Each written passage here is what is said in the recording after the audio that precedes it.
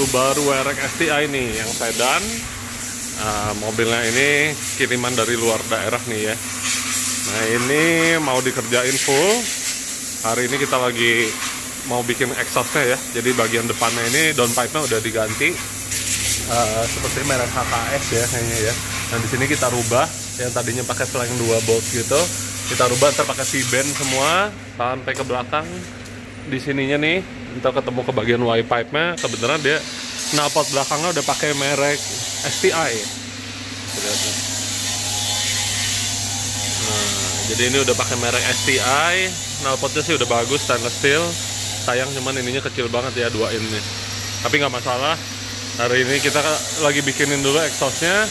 Plus ada banyak banget yang mau diganti di mobil ini. Stay tune guys, kita lihat nanti barang-barang apa aja yang bakal dipasang.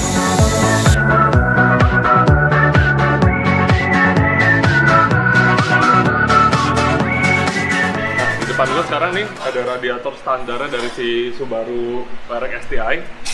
Mobilnya ini yang tipe 2500 cc manual. Di sini bisa dilihat nih radiator standarnya ini bikinan dari Jepang, made in Japan. Mereknya Kawasaki Kansei. Sini bisa dilihat. Nah radiator standar ini mungkin oke buat mendinginkan performa dari standar si mobil.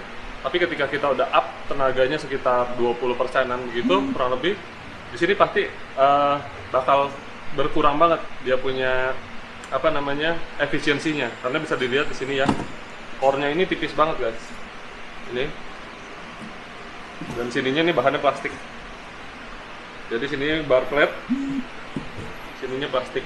Nah pengalaman gua berapa kali, gua udah 2 kali ngalamin di Subaru gua yang dulu sama Subaru yang biru ini, ketika kita lagi di tol udah di boost tinggi, ininya pecah di sini nih. Sini pecah, yang ada akhirnya mobil overheat dan kita jadi nggak bisa bawa jalan mobilnya, karena kalau diterusin takutnya kan mobilnya jadi overheat, ntar malah rusak mesinnya ya. Jadi di sini bakal pecah. Udah gitu juga karena walaupun dia nggak pecah masih bagus, biasanya ketika kita kena boost tinggi overheat karena dianya terlalu kecil deh, tampung air di dalam. Nah, makanya yang ini kita akan ganti karena mobilnya juga 2011an ya. Kita ganti radiatornya yang baru, sama selangnya ini kita bakal ganti warna merah. Nah sekarang gue mau kasih lihat radiator barunya kayak apa. Nah ini radiator yang penggantinya. Di sini kita menggunakan merek Koyora. Koyora ini sendiri udah terkenal banget ya. Mereknya ini merek Jepang. Nah ini bener-bener bahannya ini yang kita pilih yang full aluminium. Jadi bukan penggantian OEM tapi yang full racing punya. Di sini bisa dilihat nih, lebih dekat kemari. Ini tebelnya ini jauh lebih tebal dari standar, kayaknya 3 kali lipat lebih tebal. Karena ini yang tipe yang kita pilih ini yang tebelnya 53 mili, nggak salah, 50 atau 53 mili gitu. Sedangkan standar cuma kayak 25 sampai 30-an. Jadi di sini ply-nya lebih banyak, lebih tebal, kapasitas air yang di dalam juga lebih banyak, plus bahannya full aluminium, jadi nggak akan pecah dari sini karena ini udah dilas. Lasannya ini juga udah teruji banget buat endurance racing segala macem, jadi nggak akan lagi ada masalah overheat nantinya ataupun pecah di jalan karena bahannya plastik.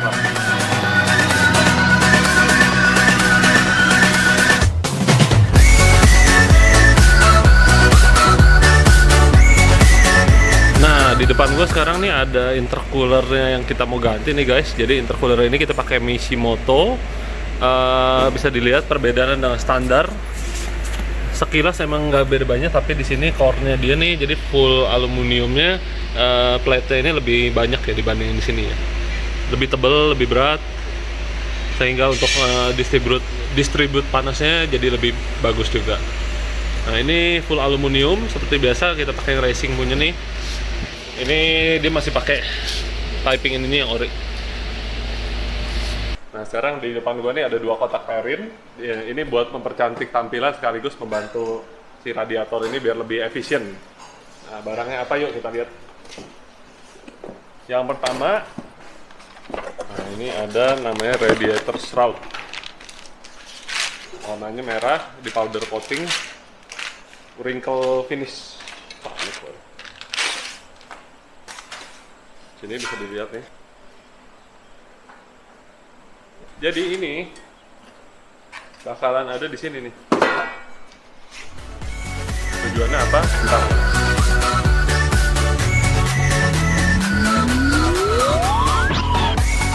Nah, jadi yang ini udah kepasang nih, fairing radiator short.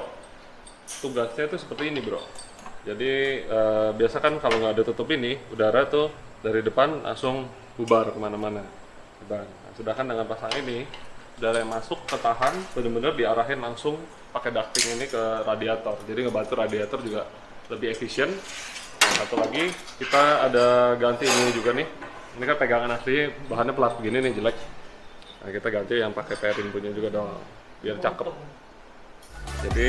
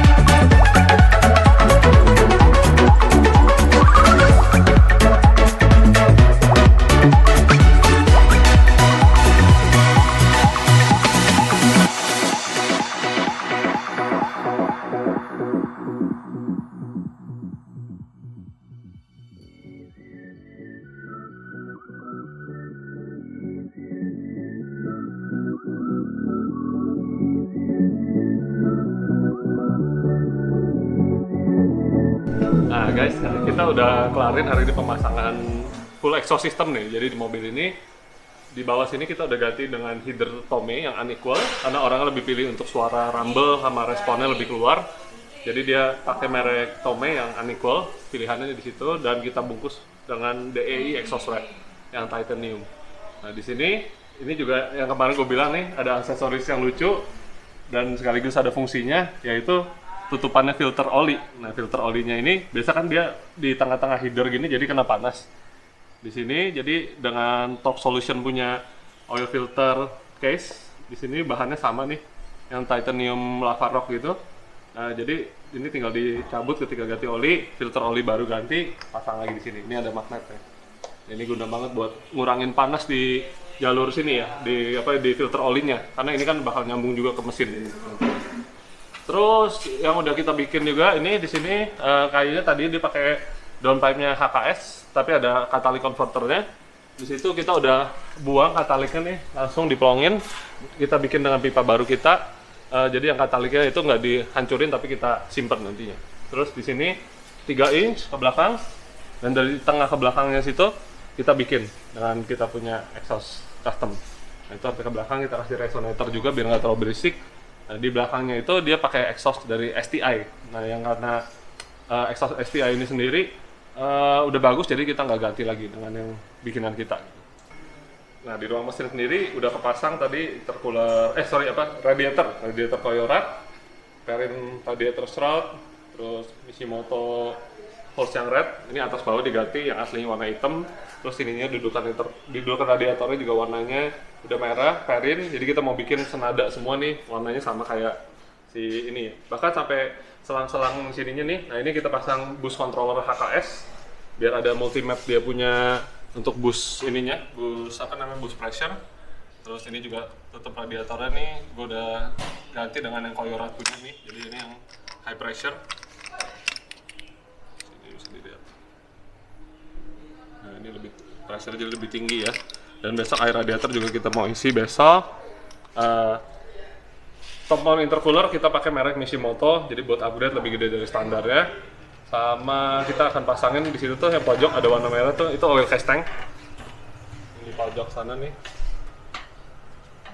Ini adalah oil case tanknya. Jadi besok baru kita mau routing hose-nya ini biar uap-uap oli itu nggak masuk lagi ke mesin gitu. Dan ini pakai tipenya yang diverter valve, bukan yang blow off ya, biar nggak ada suara cus-cusnya gitu, karena ownernya nggak mau berisik. Terus di sini satu lagi, gue mau kasih lihat downpipe-nya ini juga udah kita wrapping dengan exhaust wrap ya. Sayangnya yang DEI habis, jadi tadi kita pakai yang bawaan dari Tomei. Nah, setelah ini besok semua udah kepasang, tinggal kita lakuin tuning di dyno. Besok kita juga akan make sure bahwa bensinnya ini apa, dan kita akan bisa mungkin sih kita bakal ganti dengan oktan 98 gitu ya. Soalnya dia juga beli bekas, dia nggak tahu isinya apa. Jadi kayaknya bakal gue kuras bensinnya besok dan gue ganti dengan Pertamax Turbo dulu. Nah, settingannya itu besok kita akan custom tune. Setelah itu beres, nanti baru kita akan tes di jalan. Nah, 1 hari menjelang di lockdown nih. Kita hari ini udah jam 7.15, kita lemburin biar customer happy. Jadi barang-barang kemarin udah kepasang semua, intercooler, radiator, oil catch tank ada di sana ngumpet tuh di belakang. Jalur-jalurnya kita umpetin biar nggak terlalu berantakan selang-selangnya. Radiator, air radiator juga udah diisi. Filter udah kita ganti yang Simota replacement. Selang radiator warna merah. Heater Tomei, downpipe yang udah kita ilangin kataliknya. Oh iya, strut bar. Ini strut bar tadi nggak ada, sekarang dipasang yang Cusco. Nah, hari ini kita mau custom tuning di dyno supaya semuanya ini yang udah dipasang hasilnya maksimal. Plus ini dia tampilan akhir setelah pasang muffler STI-nya. Nanti suaranya gue akan rekam ya guys. Nah, sekarang kita denger nih suaranya kayak apa ya.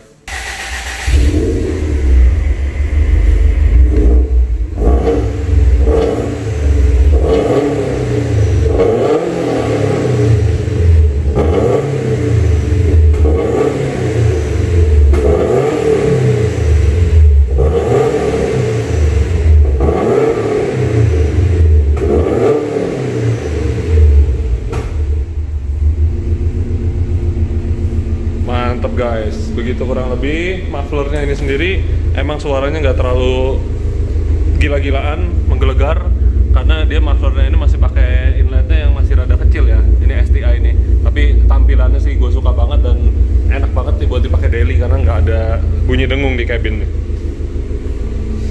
Kita baru aja nih ngelarin tuningan di mobil WRX STI ini. Nah, mobil ini bakal dikirim ke luar daerah. Makanya kita prepare dan kita beresin sampai malam-malam nih, bela-belain nih. Jadi di sini udah dirapiin semua tadi, ada oil catch tanknya di sini. Jadi ini yang 3 port ya, jadi ada inlet dari 2 arah dan tetap kita balikin ke dalam sana. Terus ini ada HKS bus controller dengan multi 3 map ya, jadi ada 3 map yang bisa dipilih. Sini radiator strut, radiator, terus ininya tetap masih pakai box standar, filternya Simota dalamnya, dan ininya kita ganti inlet hose Tomei. Ada juga ada strut bar Cusco, dan juga ada intercooler Shimoto. Hasilnya sekarang gue mau bahas. Nah, di sini gue mau bahas sedikit nih hasilnya. Jadi di sini gue bikinin 3 map buat si customer. Jadi dengan settingan yang tentunya aman dan juga settingan ignition timing nggak mau terlalu tinggi karena dia di daerah. Nah, di sini bisa dilihat map A itu yang bus kecil, busnya sekitar 1 bar. Ini bus 1,2 bar dan yang ini busnya 1,3 bar. Di sini bisa dilihat kenaikannya ada perbedaan yang cukup signifikan antara ketiganya. Demikian juga dengan torsinya ya, torsinya juga sama. Dan di pengalaman kita sendiri, mobil ini sendiri nih nggak bisa terlalu tinggi busnya, yang ada malah sering pecah itunya, pistonnya sering jebol. Nah, di sini makanya kita bikin yang ini map harian aman, yang ini bus sekitar 1,5, 1,2, dan yang ini bus tingginya 1,3 bar ya, 1,35 bar.